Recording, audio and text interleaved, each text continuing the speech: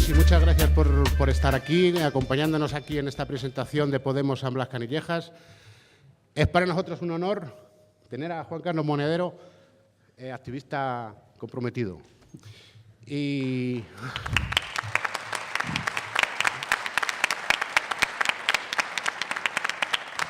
bueno, va a empezar hablando Pedro Barragán, que es activista de 15M, activista de Podemos también San Blas Canillejas. Luego continuará Beatriz de Lara, también activista de Podemos San Blas Canillejas.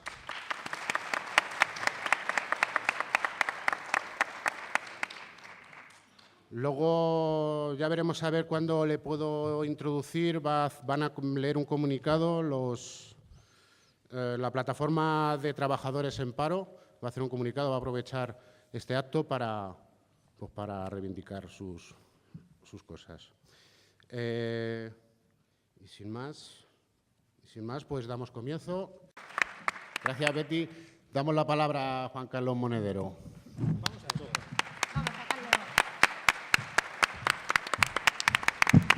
Buenas tardes, noches. Como diría Trillo, para mí es un placer estar aquí en Moratalaz con ustedes. No, en San Blas Canillejas.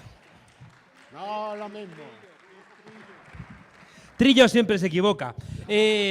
Escuchando a Betty, llevo muchos años dando clase de ciencia política, intentando explicar a los alumnos una realidad que no se parecía a la de los libros y cómo la academia decía si la realidad es diferente a la teoría, peor para la realidad.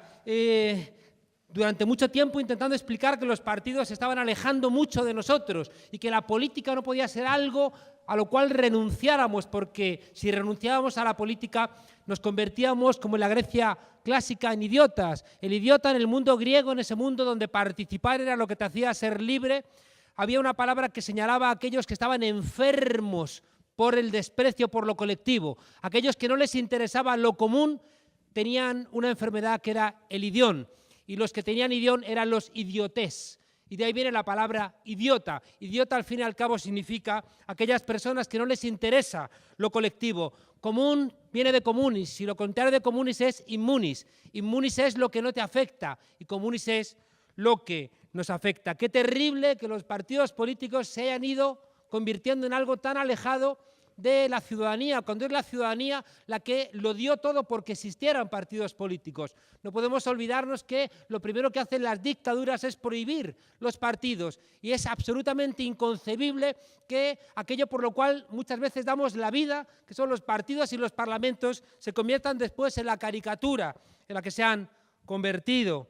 Recuerdo en una reunión donde el Partido Socialista, me contaban, estaba intentando captar a gente joven, cansada. Y bueno, pues ahí captaron a gente en la universidad y presentándose, dirigía la reunión un viejo militante socialista, Elías Díaz, y estaban ahí la gente presentándose y diciendo: hola, me llamo fulanito, yo no soy militante, yo soy simpatizante, y otro: yo tampoco milito, yo soy simpatizante, venga a escuchar, y otra persona más: yo también, yo no soy militante, soy simpatizante, hasta que llegó a Elías Díaz y dijo: yo soy militante, pero no simpatizante.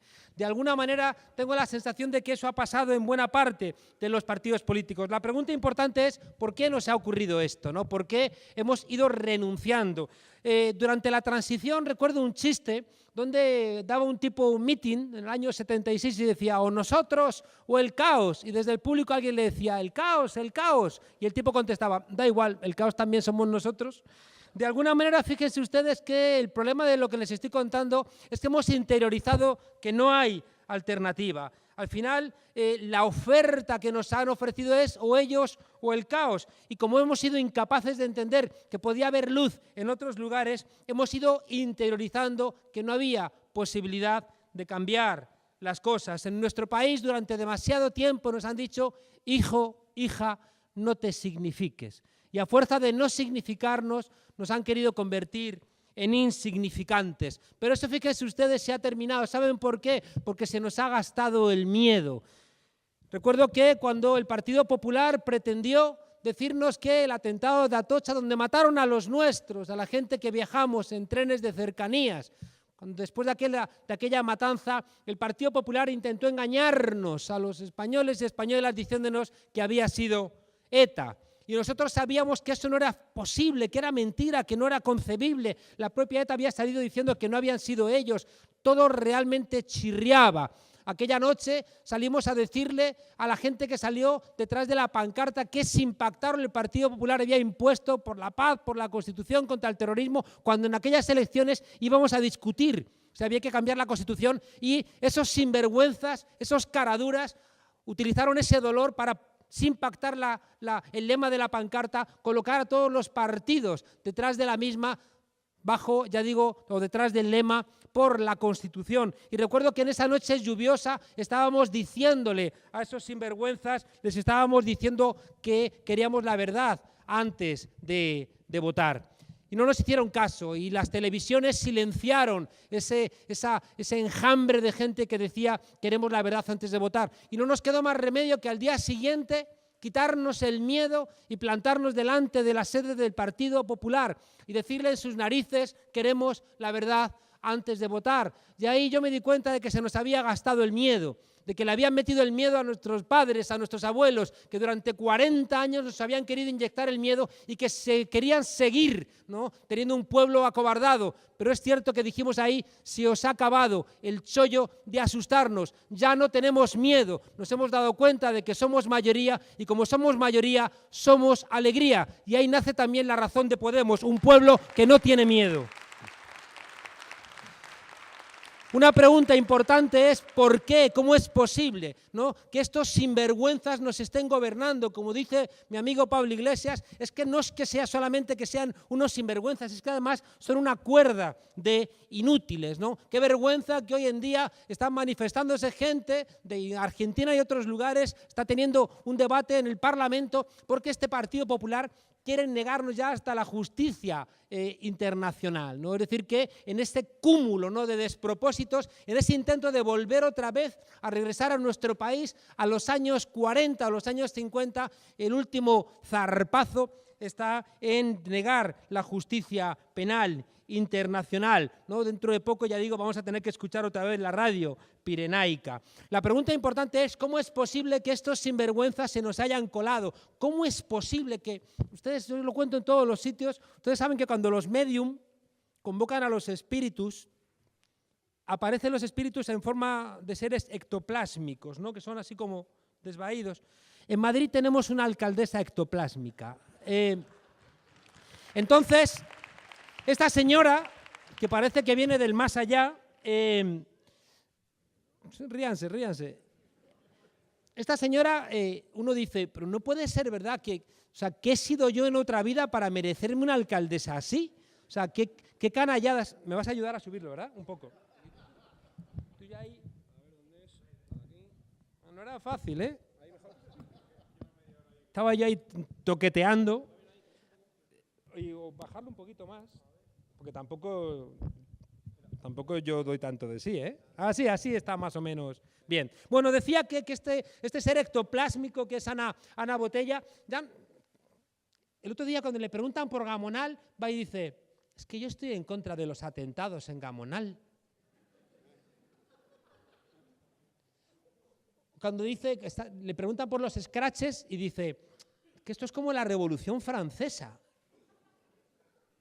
Ay, como viniese la Revolución Francesa. No, o el otro día Rafael Hernando, el portavoz adjunto del Partido Popular, diciendo que la gente que estaba buscando a sus familiares y los está buscando con su propio esfuerzo porque el Estado no está haciendo los deberes ayudando a recuperar esa memoria democrática de la gente que lo dio todo por defender en nuestro país la democracia. Y este sinvergüenza, portavoz adjunto del Partido Popular, dice, esa gente solamente se mueve por las subvenciones, ¿no? Anda que si alguien dijera algo parecido de la Asociación de Víctimas del Terrorismo, que no nos caería sobre nuestras espaldas, ¿no?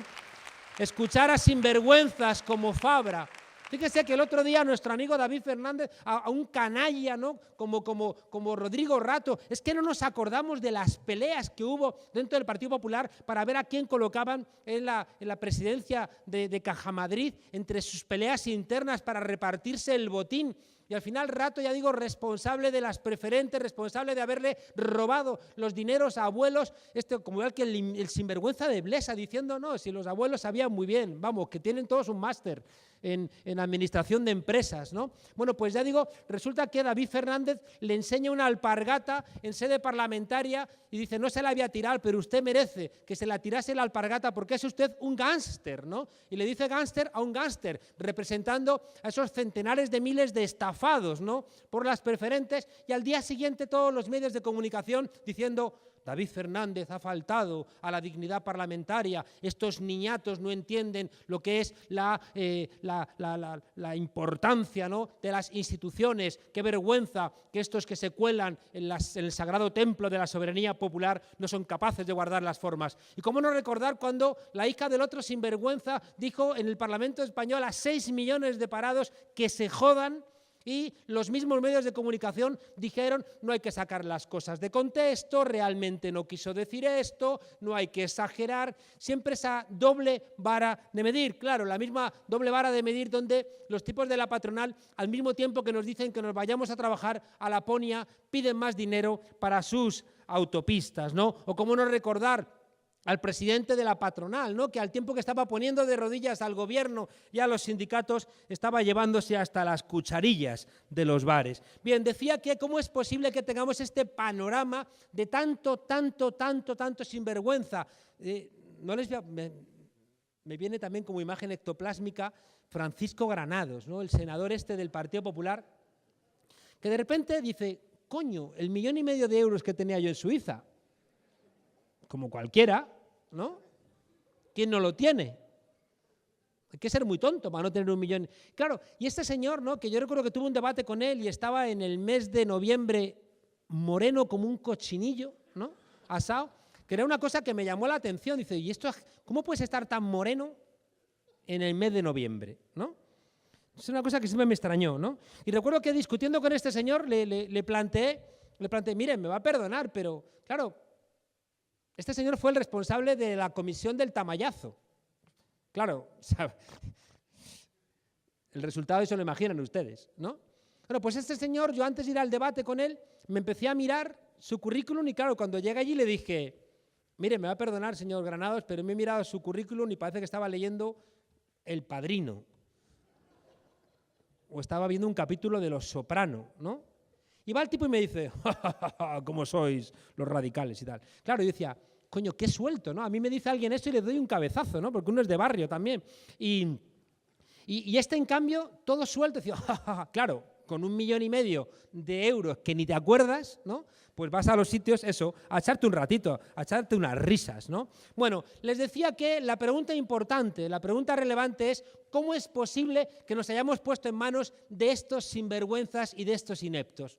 ¿Qué nos ha pasado para que casi sin darnos cuenta, de repente estemos gobernados por esta caterva de canallas? Es que es muy fuerte, ¿no? Uno podría decir, bueno, son sinvergüenzas, pero más o menos son la foto de Guindos de esta mañana. No sé, todo. No les voy a arruinar la tarde, pero la pregunta importante es, ¿qué nos ha pasado? Bueno, pues la pregunta tiene su respuesta, y es que nos gobierna esta gente porque seguramente nos hemos distraído.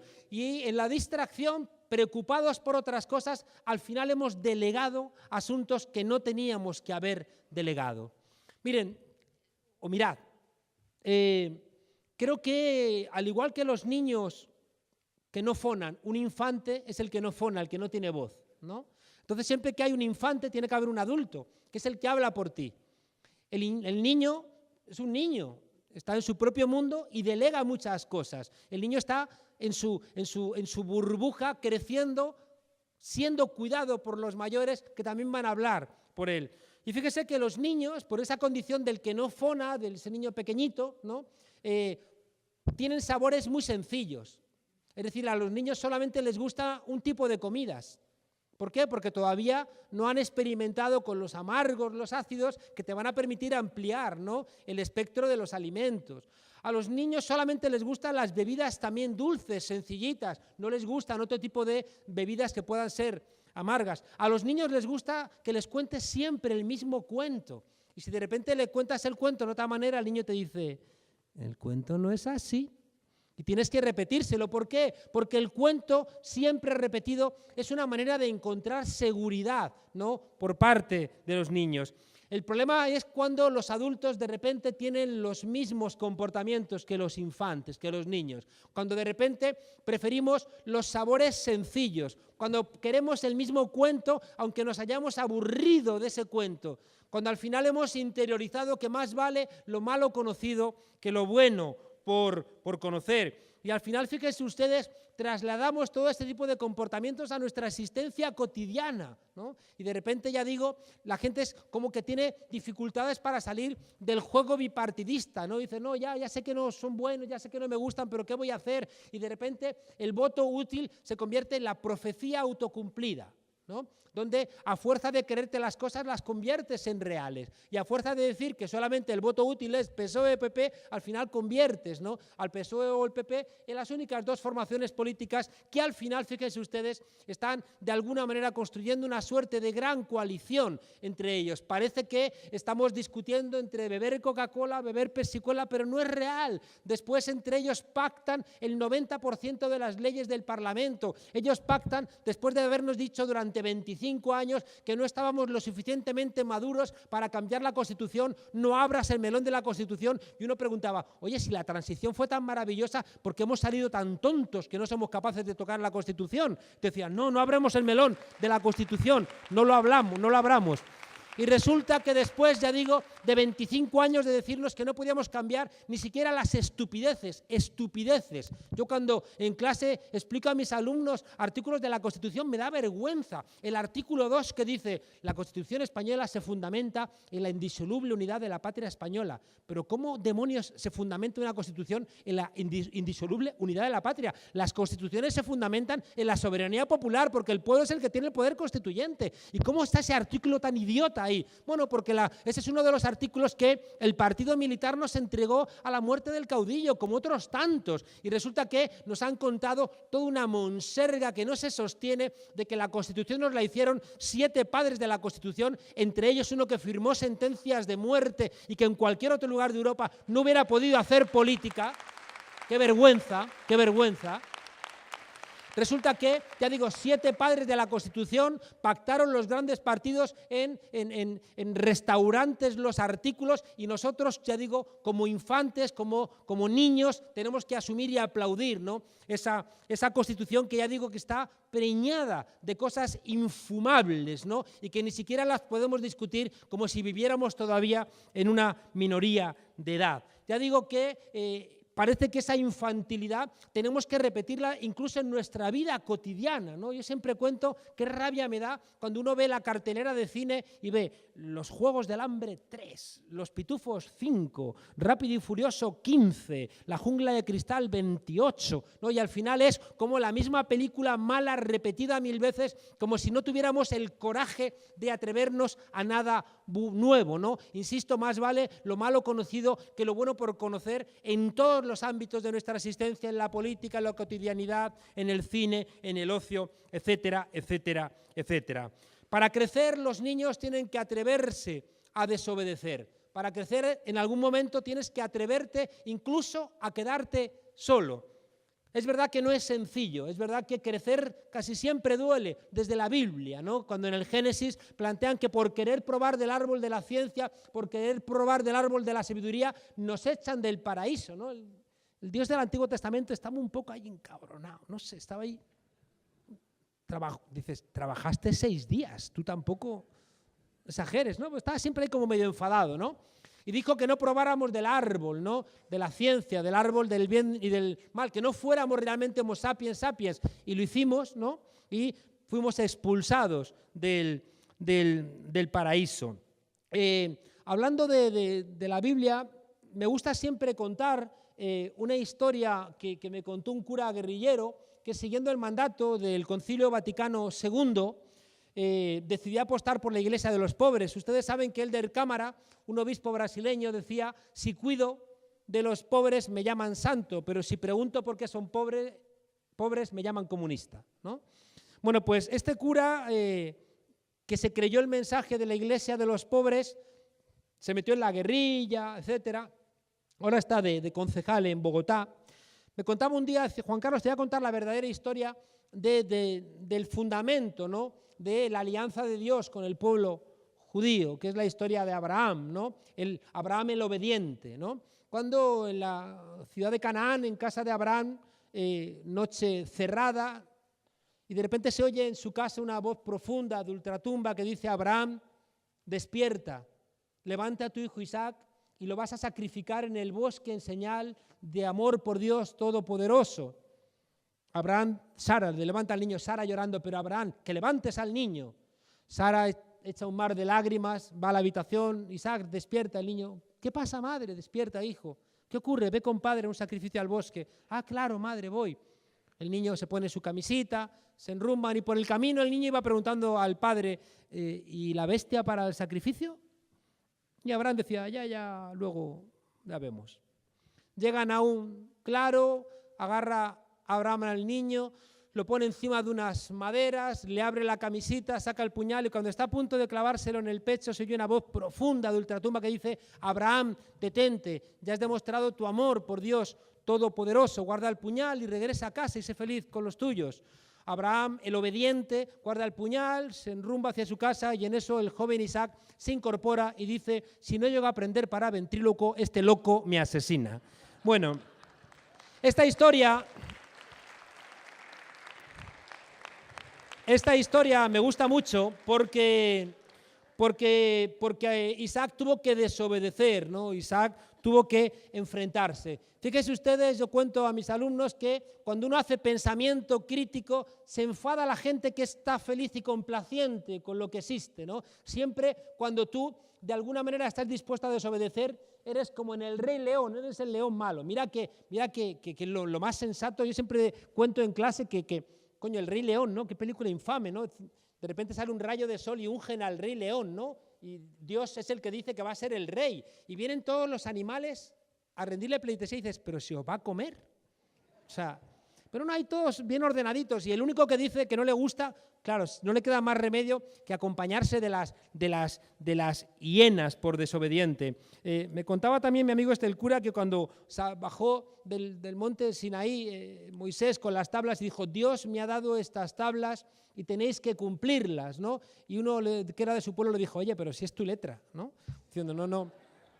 Por eso me gusta mucho lo que planteas de que en los círculos de Podemos aquí no baja nadie, ¿no? Con ninguna tablas de la ley a decir: estas son las tablas de la ley, tenéis que cumplirlas. Es el pueblo el que salva al pueblo y por eso le corresponde al pueblo asumir de una vez por todas el compromiso de preguntarse a sí mismo cómo quiere gobernarse y por tanto tiene que hacer ese esfuerzo. Decía, fíjense ustedes que tenemos que desobedecer, tenemos que atrevernos a decir que las cosas no nos gustan. Fíjese que la gente de Gamonal, que nos ha marcado línea, no creyeron al alcalde cuando les dijo: vale, os voy a hacer caso, regresad a casa. Y dijeron: no te creemos. Salid de la calle. Me escribía el otro día un tipo un tuit y dice: manda narices que tú te llames Monedero y el alcalde de Burgos se llame Lacalle, me decía. Bueno, pues la gente no creyó a este alcalde de Burgos y gracias a que no lo creyeron, pues pudieron triunfar. En Madrid, ¿no? En la marea blanca, gracias a que no creyeron a los responsables de la sanidad madrileña, pudimos frenar la privatización. Fíjense ustedes que es desagradable decir: me estás mintiendo, pero fíjense que uno de los elementos centrales, y por eso Pedro está muy bien todo lo que has planteado al comienzo, esto no ha sido una crisis, es una estafa. Fíjense ustedes que nos hacen dudar, ¿no? Nos hacen dudar de si habremos realmente vivido por encima de nuestras posibilidades o no. Y al final, fíjense ustedes, de repente aparecen los millones que hagan falta para que Ucrania salga, ¿no?, de la ruta rusa y se venga a la ruta del mercado común europeo. Y ahí de repente hay dinero. Para Grecia no. Para el sur de Europa no hay dinero. Cuando estamos planteando que si hace falta poner en marcha un nuevo plan Marshall para que terminemos con este dolor que está pagando el sur de Europa, dicen: no hay dinero, habéis vivido por encima de vuestras posibilidades. Pero si os aparece un nuevo plan de negocio para incorporar otro país a vuestra órbita de saqueo, ahí de repente sí aparece el dinero. No tenemos que creerlos, tenemos que saber que mienten. Fíjense ustedes que los neurobiólogos han descubierto una cosa bien curiosa, y es que una de las ventajas evolutivas es creernos nuestras propias mentiras. ¿Saben por qué? Porque cuando te crees tus propias mentiras se te nota menos que estás mintiendo, ¿no? Y por tanto, uno de los elementos relevantes de este desarrollo evolutivo es poner cara de póker y decir, de verdad, créeme, ¿no? Había que escuchar hace poco declaraciones de Francisco Granados diciendo, esos políticos que tienen cuentas en Suiza, eso es una vergüenza, ¿no? Y no se les mueve un solo músculo de la cara. Bueno, miren, lo que realmente quería compartir con ustedes, ¿cómo voy fatal? No he empezado y... No. Bueno, yo termino. Es que tenemos tuerca esta noche y entonces luego tengo que ir en la moto que me compró Chávez con el petróleo.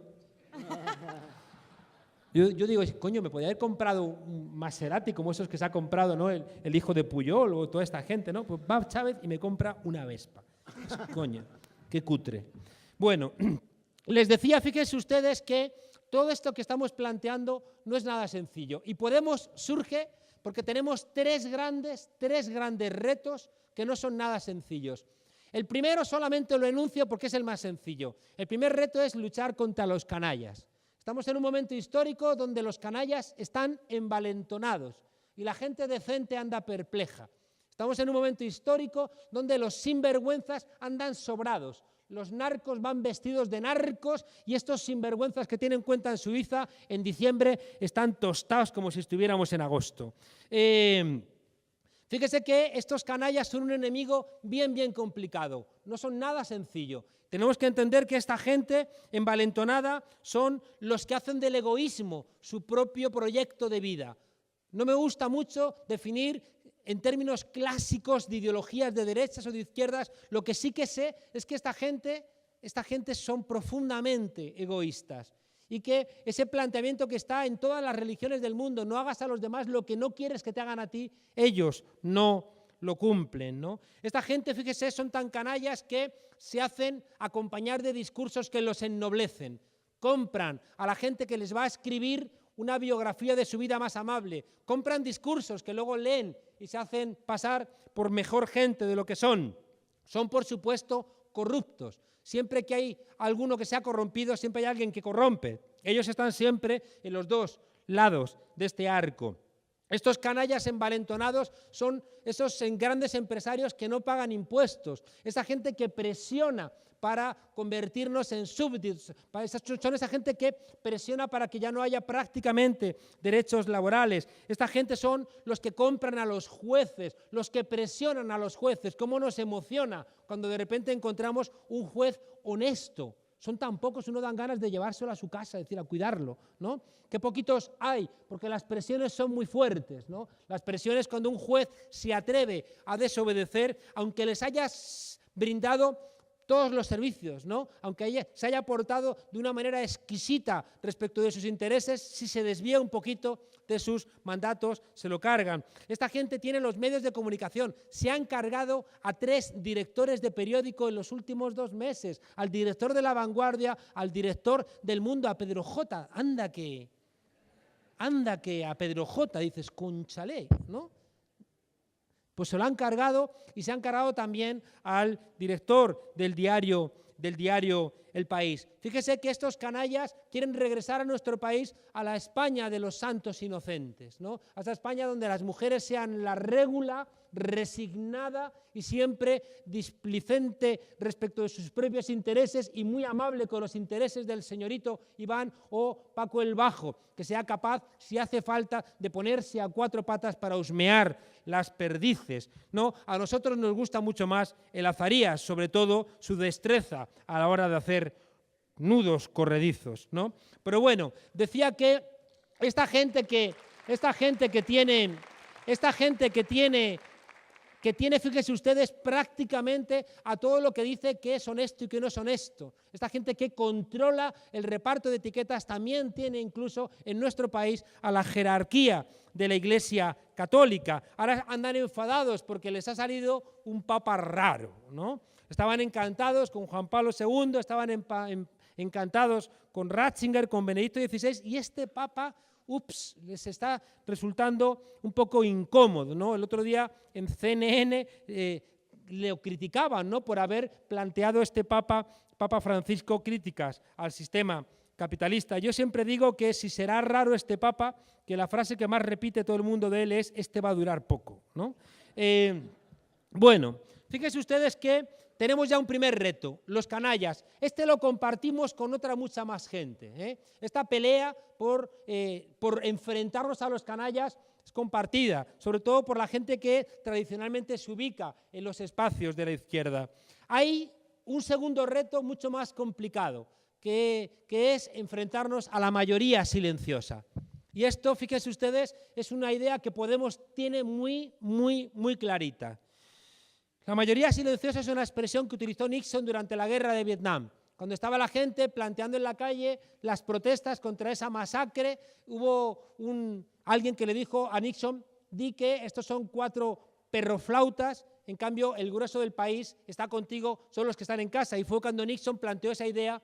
Estos 4 que protestan son unos hippies, unos fumadores de porros, unas feministas histéricas y unos negros comunistas. Y por tanto no nos interesan, la mayoría silenciosa, los que están en su casa están con nosotros. Ese discurso lo ha traído hace poco también a colación el ectoplásmico Rajoy, ¿no? Ese superpresidente que tenemos, ¿no? Que uno no distingue cuando está en directo y cuando está en la pantalla de plasma. Bueno, miren, la mayoría silenciosa forman parte de cualquier proyecto de cambio en nuestro país. Quien realmente no se dé cuenta de que necesitamos una parte importante de esa mayoría silenciosa va a estar condenado a la melancolía o va a estar condenado a ser esa mosca que choca contra el cristal y nunca lo quiebra. La mayoría silenciosa, lo primero que tenemos que hacer es entenderla. Tenemos que entender por qué con la que está cayendo, con los responsables ya identificados de toda esta estafa, por qué no somos más en la protesta, por qué estamos gobernados con gente que no tiene la categoría casi ni siquiera para gobernar sus propias casas. Tenemos que entender por qué toda esa gente no está dentro de los enfadados, los indignados, los dispuestos a participar, es decir, a trabajar de más para cambiar la situación. Y esto, insisto, tenemos que entenderlo, porque si no lo que haremos simplemente es criticarles, insultarles o de alguna manera despreciarles. Fíjense ustedes que entre esa mayoría silenciosa están los que sostienen a los partidos del régimen. Si alguien piensa que los votantes, incluso los militantes del Partido Socialista son gente a despreciar, se equivoca profundamente. Eso no lo pensamos en Podemos. Somos conscientes de que la dirigencia socialista ha insultado hasta la saciedad a sus militantes y a sus votantes. Hicimos en este país a ZP, lo hicimos presidente porque no soportábamos las mentiras de Aznar y del Partido Popular con el hecho de los atentados que antes les comentaba de Atocha. Nos dijeron que era ETA y dijimos, no es verdad, nos estáis mintiendo. Y todo ese movimiento del no a la guerra llevó a que mucha gente, tapándose la nariz, fuera a votar al Partido Socialista y otros muchos contentos fueron a votar al Partido Socialista. Hubo que presionar porque hubo un momento en donde dudó si sacaran las tropas o no. Se presionó, sacaron las tropas. Hizo después el gesto de quedarse sentado cuando pasaba la bandera norteamericana. Hace un mes largo, Rodríguez Zapatero le pidió a Tony Blair, uno de los 3 de la foto de las Azores, que le presentara sus memorias. Eso es insultante para toda esa gente que votara en su día al presidente Zapatero. ¡Qué vergüenza y qué falta de respeto! Fíjense que hay mucha gente que se ha movido con buena voluntad en esa órbita y ha pensado que en nombre del voto útil tenía que votar al Partido Socialista. Esa gente yo creo que tenemos que explicarle que no se merecen la falta de respeto en la que han incurrido sus dirigentes. ¿Cómo es posible que Felipe González dé lecciones a nadie de socialismo cuando es el asesor del segundo hombre más rico del mundo? Es que no tienen ningún tipo de respeto. ¿Cómo es posible que Felipe González asuma cobrar de una gran multinacional energética después de haberla favorecido durante su gobierno? ¿Cómo es posible que Felipe González fuera tan amigo de Cisneros después de haberle ayudado a hacerse con Galerías Preciados? No es posible que el partido que tradicionalmente de una manera más notable ha representado a gente que pensaba que estaba apoyando a la izquierda esté referenciada con esos liderazgos. Pero insisto, los cientos de miles, los millones que necesitamos para cambiar la situación nos obligan a esa mayoría silenciosa a sacarla de ese ensimismamiento. Es mentira que hayamos vivido por encima de nuestras posibilidades, pero sí que es cierto que hemos vivido por encima de nuestras necesidades. Tenemos que entender qué le ocurre a esa gente decente que vosotros conocéis, que incluso han votado al Partido Popular, y los conocéis y no son gente sinvergüenza. Tenemos que entender cómo es posible que gente que no es canalla, que es gente vecina, que es gente que hace su vida, que es gente que tiene también dificultades, ¿cómo es posible que sigan enredados, ¿no?, en esa mentira bipartidista? Tenemos que entender que esa gente está atrapada por tres cosas que están en nuestra cotidianidad y tenemos que entenderla. Fíjense ustedes que durante mucho tiempo el pensamiento crítico se ha alimentado de una frase de Marx, la tesis 11 sobre Feuerbach, que decía: los filósofos solo han interpretado de manera diferente el mundo, de lo que se trata es de transformarlo. En la Universidad Humboldt de Berlín, ahí está a la entrada la frase de Marx. Durante toda la vida que recuerdo, siempre se ha repetido en los círculos de la izquierda y de la no izquierda: los filósofos solo han interpretado de manera diferente el mundo, de lo que se trata es de transformarlo. Pues ¿saben qué les digo? Que estamos en un momento histórico donde claro que hay que seguir transformando el mundo, pero necesitamos herramientas para pensarlo de manera diferente. Y eso es uno de los elementos que tenemos que entender y que lo hemos visto muy claro en Podemos. Decía el Che Guevara que con las armas melladas del capitalismo no podemos construir un mundo más decente. Bueno, pues con las armas melladas del pensamiento viejo no podemos entender lo que nos está ocurriendo. Fíjese que si ustedes se preguntasen en qué se diferencia el momento actual del sistema económico de otros momentos de la historia, dices, es que siempre ha sido capitalista. ¿Se diferencia en algo? Sí. Nunca en la historia de la humanidad. Nunca ha habido tantos ámbitos de nuestra existencia convertidos en mercancías. Hoy todo es una mercancía, todo. Es una mercancía alimentarnos, vivir en una casa, calentarnos, estudiar, el ocio, las relaciones, el deporte. El otro día otro ser ectoplásmico, concejala del Partido Popular, va y dice: se tiene que terminar esa costumbre que tiene la gente de hacer deporte gratis. Fíjese cómo opera un sentido común sin vergüenza. Pero ¿cuánta gente entendería eso? Primero, la Constitución dice que los poderes públicos tienen que fomentar que la ciudadanía haga deporte. Y en segundo lugar, ¿cómo que gratis? Lo pagamos con nuestros impuestos. ¿Cómo que gratis? Fíjense ustedes, en la lectura de ellos tenemos que pagar de nuestro bolsillo todo, ¿no? Porque no entienden en su concepción la existencia de un Estado que desmercantilice, que saque del mercado cosas para suministrarlas de manera pública. Les decía que incluso en nuestra vida cotidiana se está mercantilizando, por supuesto. ¿Saben? Me dicen mis amigos economistas que la siguiente burbuja que viene en Estados Unidos es la de los créditos al estudio, que es enorme. Casi puede acercarse a la del sector inmobiliario. ¿Por qué? Porque para estudiar en Estados Unidos tenías que pedir un préstamo y la gente no puede pagarlo. Y fíjese que había una ley que hicieron para que los que piden un préstamo para estudiar no puedan declararse en bancarrota. Es decir, que siempre vas a deber ese dinero. Aquí está habiendo presiones para que igual, ¿no?, suban los precios de la universidad y si no puedes pagarlo te tengas que endeudar. El ocio, ¿no? Parece que ya no sabemos divertirnos si no es comprando algo, o incluso en las propias relaciones. Yo recuerdo un tipo que le escuchaba el otro día decir: he invertido mucho en mi pareja. Y decías, ¿no has probado a quererla? ¿No?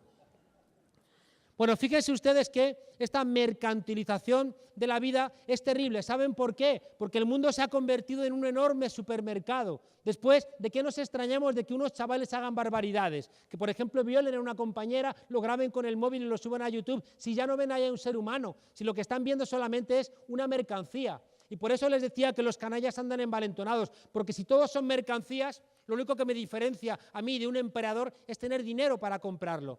Qué difícil es sembrar valores en la gente, valores de un mundo más pausado, un mundo con menos cosas. Cuando te están ofreciendo, fíjense ustedes, o fijaos vosotros, el sueño de tenerlo todo, de ser prácticamente dioses, ¿no? Cuando alguien cree que lo puede comprar todo está loco, pero cuando es toda la sociedad la que cree que lo puede comprar todo, es la sociedad la que ha enloquecido. Al mismo tiempo, fíjese, la precariedad laboral en la que vivimos es otro elemento que construye mayorías silenciosas. ¿Por qué? Porque igual que tenemos miedo a que nos coman en un mundo mercantilizado, tenemos miedo de que cualquier error nos devuelva otra vez a la casilla de salida. La gente está asustada. La gente, claro, ¿cómo no va a tener miedo? Si estudias una carrera y dos y un máster y al final no tienes trabajo y encima te están diciendo es culpa tuya por no haber estudiado chino mandarín por la noche en Internet. Y tú vas interiorizando de que si no tienes trabajo es un problema de que no has hecho tú lo suficiente y al final te conviertes en un ser atemorizado, otra vez en un niño, ¿no? Que depende de las decisiones de los mayores. Y lo último que ha construido esas mayorías silenciosas es que vivimos desconectados. Vivimos curiosamente en un mundo supuestamente conectado por Internet, pero estamos desconectados si no sabemos quién es el vecino que vive arriba, si consumimos cosas y no sabemos si los bienes que consumimos les están costando la vida a trabajadores porque se están intoxicando, si no sabemos de dónde viene la energía, el agua que bebemos, la basura que producimos, a dónde la mandamos. Fíjense ustedes que en ese mundo mercantilizado al final estamos desconectados y al final realmente nos hemos aislado unos de otros. ¿Y saben cuál es el problema? Y es uno de los elementos contra los que luchamos en Podemos, que se ha generado un sentido común profundamente conservador. Un sentido común que afecta al grueso de nuestros compañeros, de nuestros vecinos.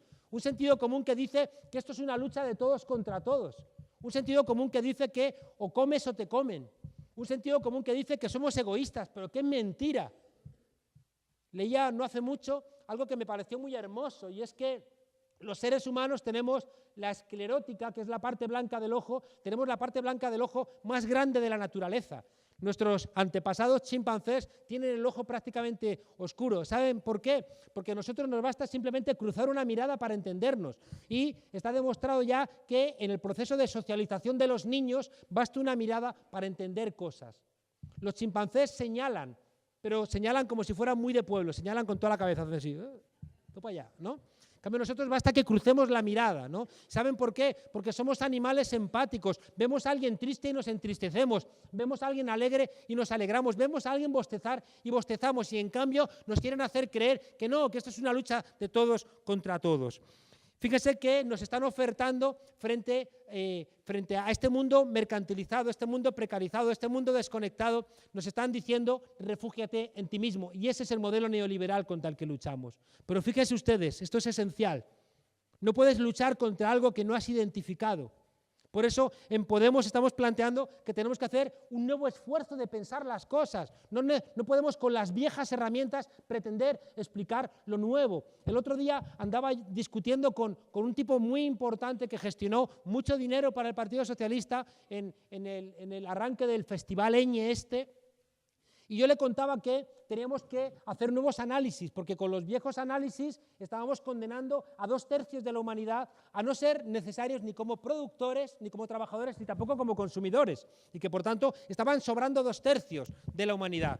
Y el tipo me decía, no, ¿cómo sois siempre los apocalípticos? Le digo, mire, es que por vez primera en la historia el desarrollo tecnológico está destruyendo trabajo y ya no lo crea. Es que nos cobramos en el supermercado, nos echamos la gasolina, sacamos el dinero del cajero y ya hay robots que hacen robots. Y por tanto se ha roto esa realidad histórica de que los nuevos desarrollos tecnológicos destruían empleo pero también lo creaban. Y me dice el tipo, no, siempre habéis dicho lo mismo. Lo dijisteis cuando la rueda, cuando el vapor, cuando el telar, cuando el motor de explosión, y ahora es lo mismo. Ahora, claro, se destruye trabajo pero se va a crear. Yo le decía que no, que ya no es así. Me dice, sí, te voy a poner un ejemplo. Y me dice el tipo, acabo de regresar de Massachusetts y me han puesto un ejemplo de un tipo que había probado en el desierto de Nebraska, había probado un prototipo de coche que funcionaba sin conductor y sin accidentes durante 70.000 kilómetros. Y por tanto, me decía el tipo, van a desaparecer los taxistas como profesión. Yo le decía, pues corríjame, pero creo que eso va en la dirección de lo que yo digo. Y dice, no, porque también se generan nuevos empleos. Digo yo, ¿nuevos empleos? Cuénteme. Yo pensando en cómo sustituimos a los taxistas. Y me dice el tipo, el que se inventó el prototipo del coche, ese tiene trabajo, ¿no? ¿Y saben cuál es el problema? Que este tipo inteligente sabe que lo que yo digo es correcto, pero ¿saben por qué no lo reconoce? Porque si tú reconoces que estamos en un momento histórico donde el desarrollo tecnológico destruye empleo, la conclusión que tienes que sacar es que hay que repartir el trabajo que existe, que no puede ser que alargues la jornada laboral y que nos jubilemos más tarde, que es todo lo contrario, que hay que repartir el trabajo que hay y que al mismo tiempo, fíjense ustedes, y que al mismo tiempo, si durante el siglo XX hemos sido ciudadanos y ciudadanas a través del trabajo, igual hay que cambiarlo y que para ser ciudadanos y ciudadanas no va a bastar el hecho de tener un trabajo que va a consistir en menos horas, sino que va a necesitar una renta básica, la ciudadanía, para poder ser ciudadanos. ¿Y saben cuál es el problema? Que si tú reconoces que hay que repartir el trabajo y que hace falta una renta básica, no te invitan a Massachusetts, ni te ponen ejemplos del desierto de Nebraska.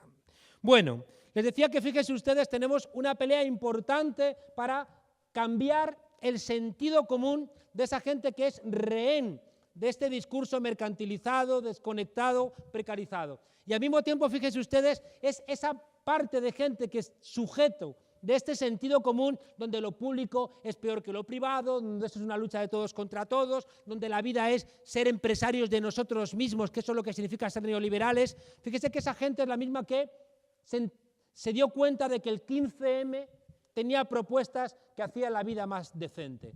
Esa misma gente que era rehén de esas trampas, a través del 15M de repente se dio cuenta de que había una parte de discurso mentiroso en ese sentido común. La tercera gran pelea que tenemos en Podemos es contra las fuerzas políticas incapaces de, en este momento de crisis brutal, encontrar soluciones correctas. Fíjese en los tres problemas que se plantea Podemos: luchar contra los malos, sacar a la mayoría silenciosa de su infantilismo y, en tercer lugar, responder a tres preguntas de los ámbitos tradicionales del pensamiento crítico. La primera pregunta que nos hemos planteado responder en Podemos es: ¿por qué demonios,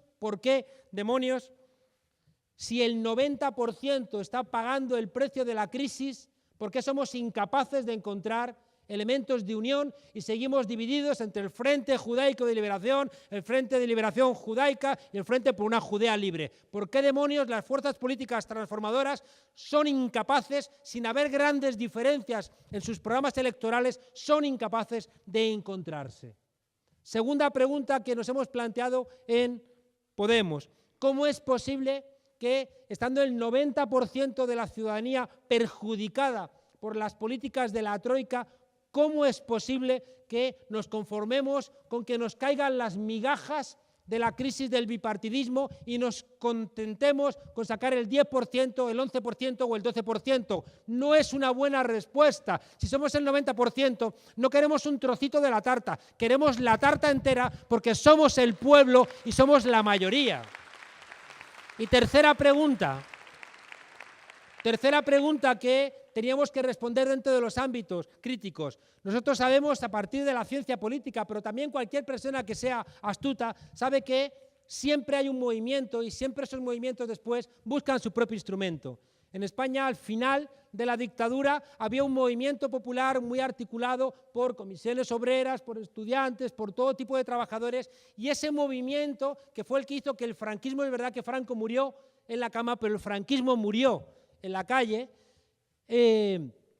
Lo que pasa es que fuimos lo suficientemente fuertes como para impedir que el franquismo continuara, pero no fuimos lo suficientemente fuertes como para imponer la ruptura, ¿no? Como decía Vázquez Montalbán, hubo una correlación de debilidades, la debilidad del franquismo y la debilidad de las fuerzas de la ruptura. Bueno, ese movimiento que acabó con el franquismo se incorporó, fíjense ustedes, a las fuerzas políticas existentes, a las fuerzas políticas que venían del pasado, partidos socialistas, partido comunista, los sindicatos, etc. La segunda vez que hubo un gran movimiento en nuestro país fue en el entorno del no a la OTAN.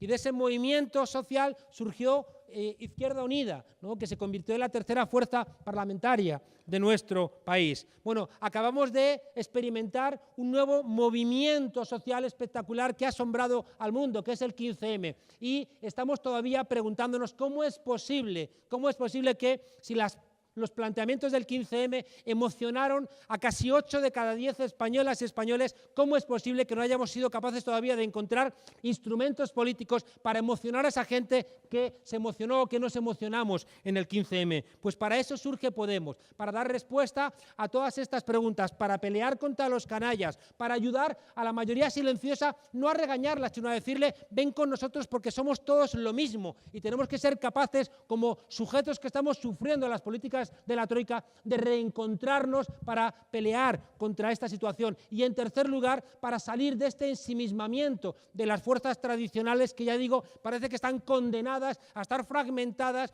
a de alguna manera convertirse en régimen simplemente para recibir las migajas, o son incapaces de emocionar, ¿no?, a esa mayoría que está esperando que ocurran. Y por eso surge Podemos con un planteamiento muy claro. Tenemos que romper con los viejos esquemas, tenemos que terminar con las peleas entre reforma y revolución que perjudican a los reformistas porque pierden el horizonte de las transformaciones y se convierten en gestores del sistema, a los revolucionarios porque desprecian las transformaciones concretas y van muy lejos pero cada vez van con menos gente. Y a reforma y revolución también hay que decirles que tienen que aprender mucho de rebeldía, tienen que aprender mucho de ese pensamiento libertario, de ese pensamiento que no dice quítate tú que me pongo yo, sino que ponen otra silla en la mesa, que son horizontales, que quieren debatir, que no tienen prisa, que quieren un mundo en el que quepan muchos mundos. Fíjese que al final lo que significa Podemos es una manera de desbordar lo que existe, una manera de utilizar ese propio impulso para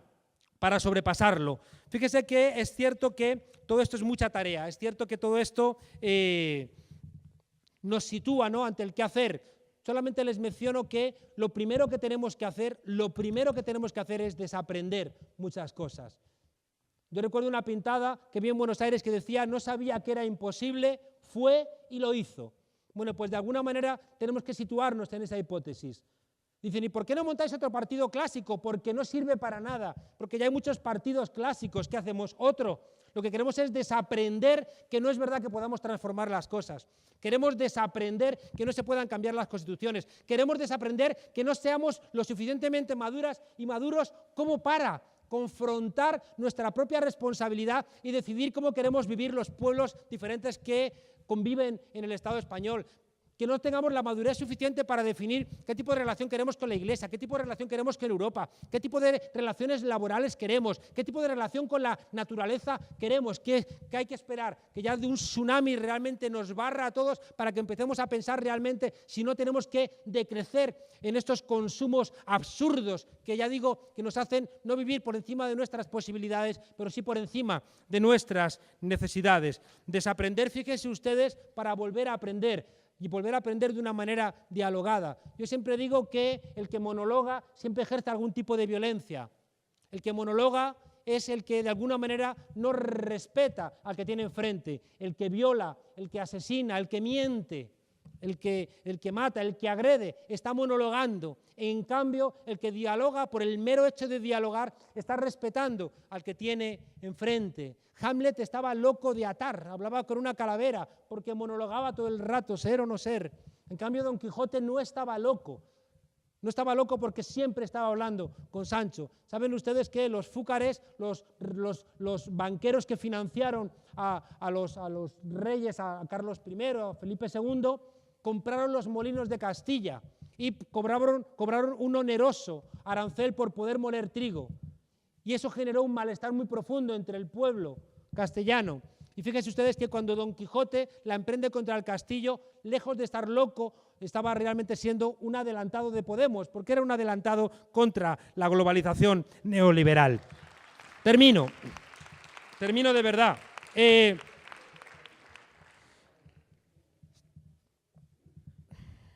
Tenemos que construir dos vectores.